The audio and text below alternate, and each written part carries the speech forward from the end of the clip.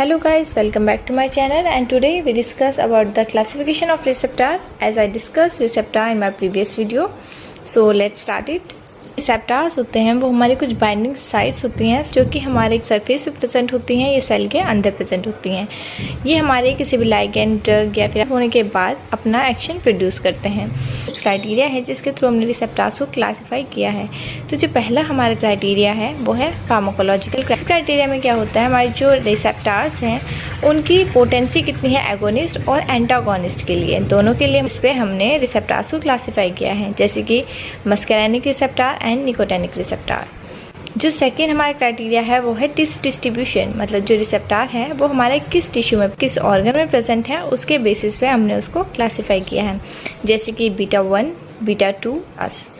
The third one is ligand binding. Ligand binding में क्या होता है, हमारा जो रिसेप्टार है उसको हम रेडियो लेबल करते हैं और ये देखते हैं कि वो एगोनिस्ट और एंटागोनिस्ट के साथ कितनी जल्दी बाइंड होता है, उसकी फ्रिक्वेंसी क्या है, तो उसके बेसिस पे हम रिसेप्टार्स को क्लासीफाई करते हैं, जैसे कि हमारे serotonin receptor. Transducer pathway receptor हैं उनको उनके मैकेनिज्म ऑफ एक्शन के थ्रू कि किस तरीके से वो अपना एक्शन प्रोड्यूस करेंगे, किस तरह से वो रेस्पॉन्ड करेंगे, उसके बेसिस पे हम उसको क्लासीफाई करते हैं। जैसे कि मस्कैरेनिक रिसेप्टार है वो जी प्रोटीन के थ्रू अपना एक्शन शो करता है, जबकि जो निकोटेनिक रिसेप्टार है वो सोडियम आयंस के थ्रू अपना रिएक्शन शो करता है।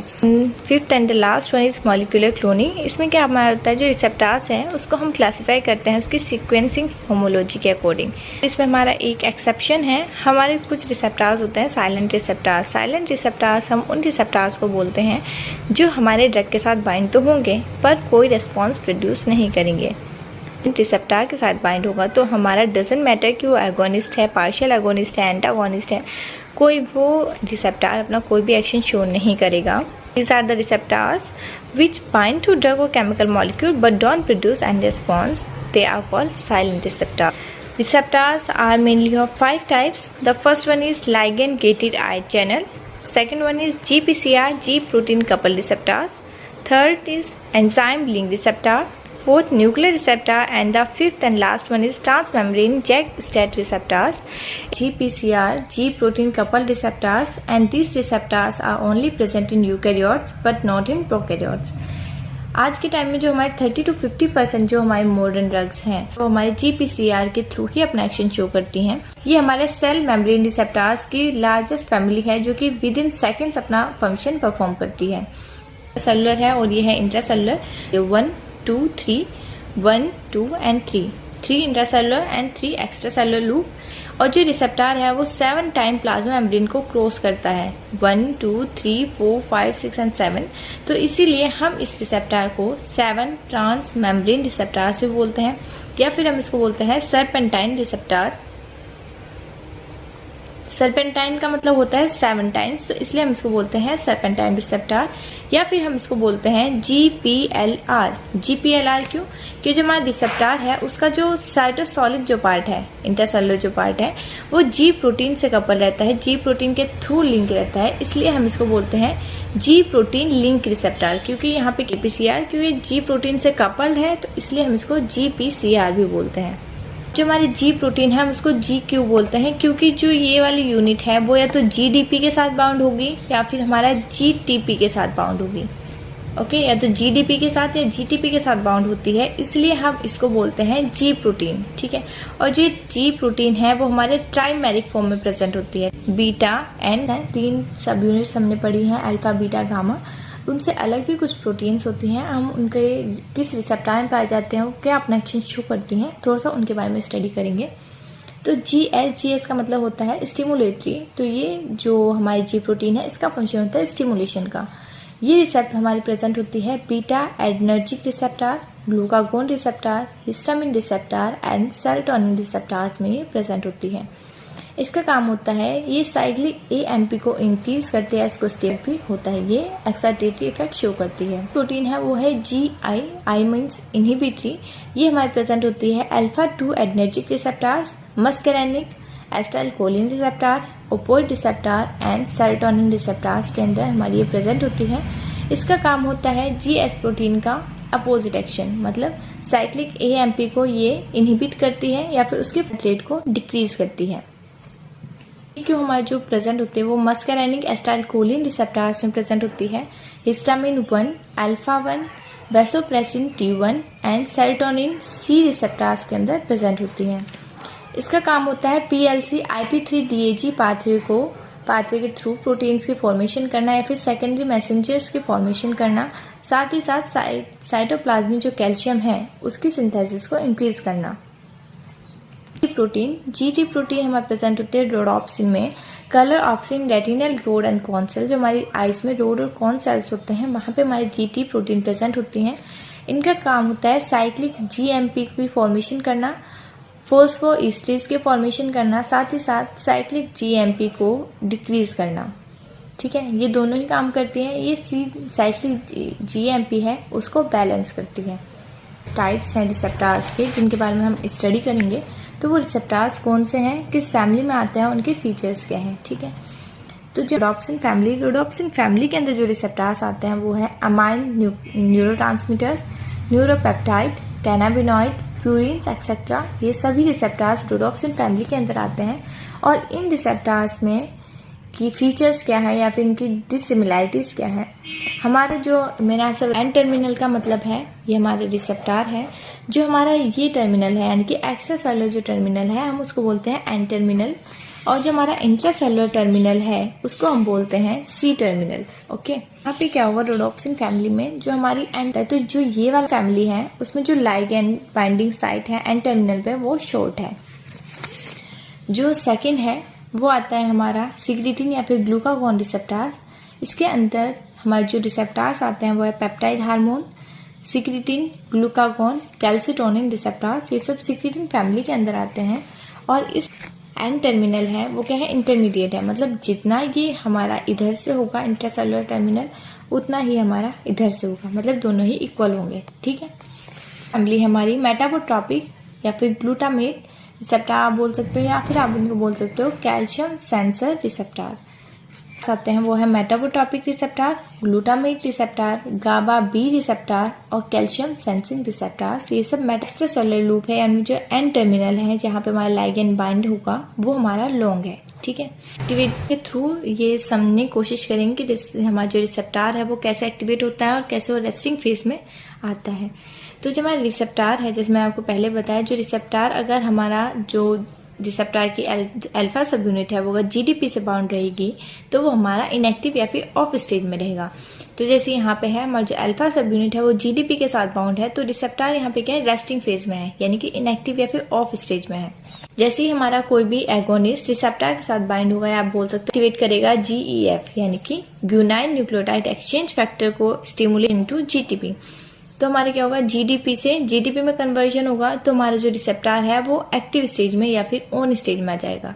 ठीक है, जैसे ही हमारा GTP ऑन स्टेज में आएगा वो क्या करेगा, जो हमारी फर्दर डाउन स्ट्रीम की टारगेट एक्टिवेशन है टारगेट प्रोटीन की, उनको एक्टिवेट करेगा। ठीक है, जो यहाँ पे बीटा और गामा है वो यहीं पे प्रेजेंट रहेंगे। जो गामा यूनिट है वो पॉलीपेप्टाइड चेन से लिंक रहती है प्लाज्मा मेम्ब्रेन में, तो वो प्लाज्मा मेम्ब्रेन में थोड़ा आगे एक साइड स्लाइड हो जाएगी, और वो दोनों भी क्योंकि एक्टिव फॉर्म में है तो वो अपनी प्रोटीन की सिंथेसिस करेगी।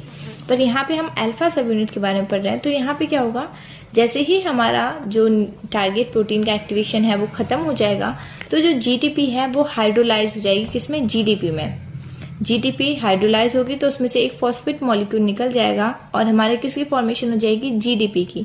जैसे ही हमारा अल्फा सब यूनिट में GDP की फॉर्मेशन होगी, अगेन हमारा बीटा और गामा जो सब यूनिट्स हैं वो अल्फा सब यूनिट से जाके रिजॉइन हो जाएंगे, और फिर से हमारा जो रिसेप्टर है वो रेस्टिंग स्टेट में चला जाएगा। तो जो G प्रोटीन है उसकी जो टारगेट साइट्स हैं या फिर जहाँ पे वो अपना एक्शन शो करता है जिसके थ्रू, वो है एडेनाइल साइक्लेज, फोस्फोलाइपेज C या फिर DAG IP3 pathway, ion channels, rho kinase भी हम इसको बोलते हैं, और MAP kinase. Studied firstly about adenylyl cyclase. Adenylyl cyclase पहले से ही हमारा प्लाज्मा मेम्ब्रेन में प्रेजेंट होता है, पर वो होता है इनएक्टिव फॉर्म में। जैसे ही हमारा GTP से GDP में कन्वर्जन होगा, वो किस पे एक्ट करेगा, अपना एडेनाइल साइक्लेज पे। एडेनाइल साइक्लेज पे एक्ट करने का मतलब क्या है कि एडेनाइल साइक्लेज को एक्टिवेट करेगा। अब रिसेप्टर ने एडेनाइल साइक्लेज को एक्टिवेट कर दिया। एडेनाइल साइक्लेज मैग्नीशियम आयन की प्रेजेंस में साइक्लिक AMP को सिंथेसाइज करता है या फिर उसकी फॉर्मेशन को इनहेंस करता है। CAMP जैसे ही एक्टिवेट होगा तो वो किस पे अपना एक्शन शो करेगा, प्रोटीन काइनेज ए। प्रोटीन हमारी बॉडी में पहले से ही प्रेजेंट होता है सेल के अंदर, पर वो क्या होता है, इनएक्टिव फॉर्म में होता है। इनएक्टिव फॉर्म में क्यों, कि जो हमारा प्रोटीन काइनेज ए है उसकी क्या होती है, 4 सब यूनिट्स होती हैं। ठीक है, उन 4 सब यूनिट्स में से जो 2 सब यूनिट्स होती हैं होती है कैटालाइटिक या फिर फंक्शनल सब यूनिट्स, क्योंकि जो हमारा प्रोटीन काइनेज ए है उसकी एक्टिविटी इन 2 सब यूनिट्स के वजह से शो होती है। जो बाकी 2 सब यूनिट्स हैं वो कौन सी है, रेस्टिंग सब यूनिट। सब यूनिट है वो हमारे कैटालाइटिक सब यूनिट के साथ कंबाइन है, इसी वजह से जो हमारा PKC है वो इनएक्टिव फॉर्म में है। तो जैसे ही हमारा CAMP रिलीज होगा, ठीक है, उसकी फॉर्मेशन होगी, PKC पे एक्ट करने का मतलब क्या है, जो CAMP है वो इस ब्रेकेज को तोड़ देगा। यूनिट्स है वो हमारी डिटैच हो जाएगी और जो हमारी रेस्टिंग सब यूनिट है वो किसके साथ अटैच हो जाएगी, CAMP के साथ। तो इस तरीके से हमारा जो कैटालाइटिक सब यूनिट है वो रिलीज हो जाएगी और प्रोटीन काइनेज C हमारा एक्टिवेट हो जाएगा। मिशन क्या है, वो क्या करेगा, CNG cyclic nucleotide gated channel को एक्टिवेट करेगा।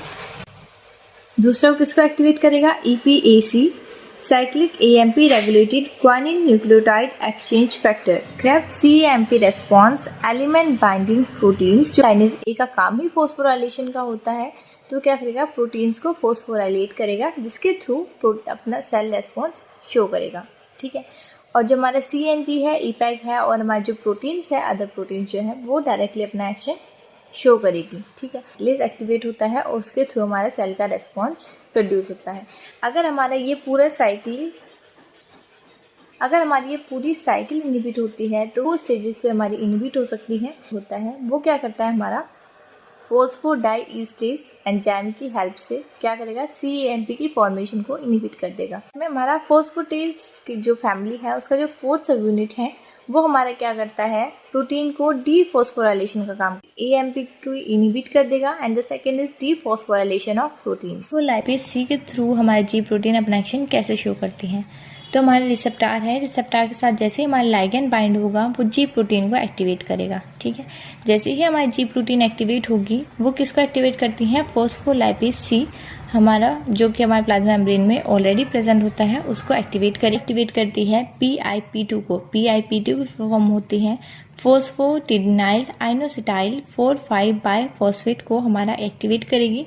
जैसे हमारा PIP2 एक्टिवेट होगा वो हमारा 2 पाथवे के थ्रू अपना एक्शन शो करता है, या फिर आप बोल सकते हो 2 मैकेनिज्म को या फिर 2 हमारे जो मॉलिक्यूल्स हैं उनको एक्टिवेट करता है। पहला है IP3 यानी कि आइनोसिटाइल 1,4,5 ट्राइफॉस्फेट को एक्टिवेट करेगा। सेकंड DAG यानी कि डाई एसाइल ग्लिसरॉल को एक्टिवेट करेगा। ठीक है, तो जो IP3 है वो क्या करेगा, जो हमारा एंडोप्लाज्मिक रेटिकुलम है वहाँ पे हमारा जो कैल्शियम है जो स्टोर रहती है, ये उनको क्या करेगा, मूवेबल फॉर्म में लाएगा। मतलब जैसे ही हमारी कैल्शियम साइटोसोल में रिलीज होगी, साइटोसोल में हमारे एक प्रोटीन प्रेजेंट होती है कैल्मोड्यूलिन, जिसको हमने यहाँ पे शॉर्ट में बोलते हैं कैम। तो ये क्या करेगा, कैल्शियम कैम के साथ एक कॉम्प्लेक्स फॉर्म करेगा जो कि आगे किसकी फॉर्मेशन में हेल्प करता है, CCPK या फिर MLCK। CCPK calcium cam protein kinase. ठीक है, ये भी काइनेज है जिसका फर्दर एक्शन है। और दूसरा है MLCK myosin light chain kinase. ये क्या करता है, MLCK कॉन्ट्रैक्शन करता है। ठीक है, हमारा हार्ट कॉन्ट्रैक्शन में हेल्प करता है। सेकंड, हमारा ये जो कैल्शियम है जो एंडोप्लाज्मिक रेटिकुलम में प्रेजेंट है, ये क्या करता है, PKC प्रोटीन काइनेज C को क्या करता है, प्रोटीन को फॉस्फोराइलेशन करेगा। ठीक है, अब वैसे ही सेकंड जो पाथवे है DAG, जो हमारा DAG था, DAG भी PKC को ही एक्टिवेट करेगा और अपना एक्शन शो करेगा।